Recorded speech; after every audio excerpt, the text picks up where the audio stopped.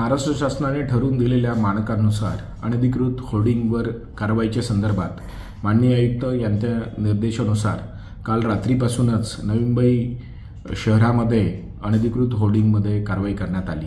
या कारवाईमध्ये महापालिकेचे 150 ते 200 कर्मचारी सामील होते। 8ही वॉर्डनचे असिस्टंट कमिशनर सामील होते।